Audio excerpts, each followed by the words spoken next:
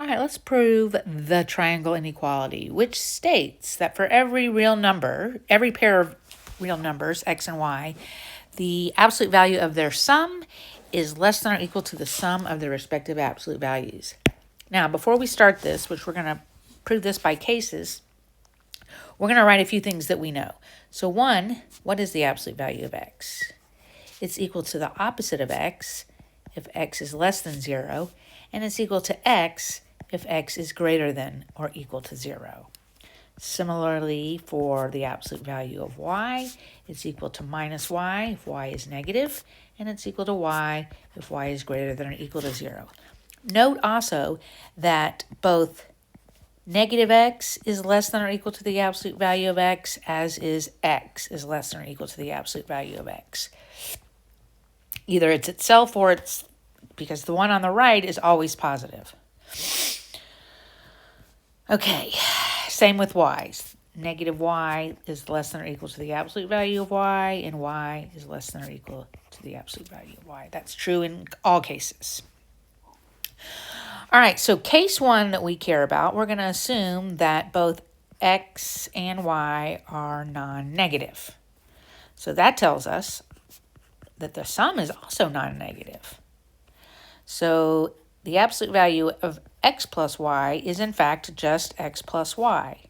And x is equal to the absolute value of x because x is greater than 0, greater than or equal to 0. And y is equal to the absolute value of y because y is greater than or equal to 0. That's our definition up here. So if the absolute value of x plus y equals the sum of the absolute values, then it is certainly true that it is less than or equal to in that case. So case one, the triangle inequality holds. All right, in case two, we are going to assume that they are both negative. All right, let's clean this off. So we assume both x and y are negative. What does that mean about its sum? All right, so if x is less than 0 and y is less than 0, they're both negative, well, then their sum will be negative. Okay, and so then we're dealing with this top row of the definition. So the absolute value of x plus y is equal to the opposite of x plus y, which is equal to the opposite of x minus y. Or I could even say, let's say plus minus y. Plus and minus y. Both of those are what our absolute value equals, because both x and y are negative. So this inequality or equality holds, so certainly the inequality holds. If something is equal to something, then it is also less than or equal to that something. So for case two, our triangle inequality holds. All right, for our third case, we're going to assume one of them is positive and one of them is negative, and it doesn't matter which one. So without loss of generality, we're going to say x is negative and y is not negative.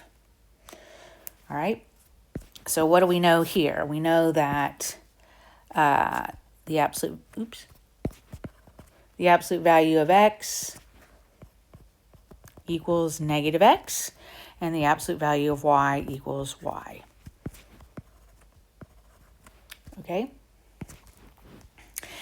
Now, let's consider the absolute value of x plus y. Well, so we have two situations that can occur. Either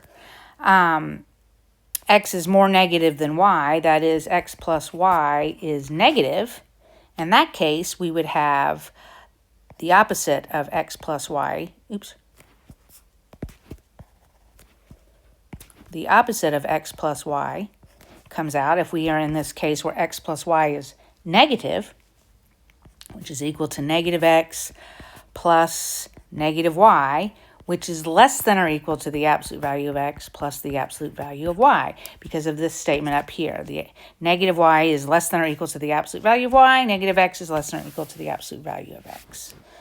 So Our inequality holds in the case where x plus y is negative.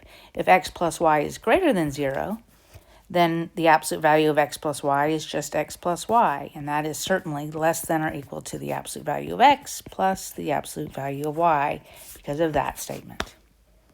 So in all cases, the triangle inequality holds.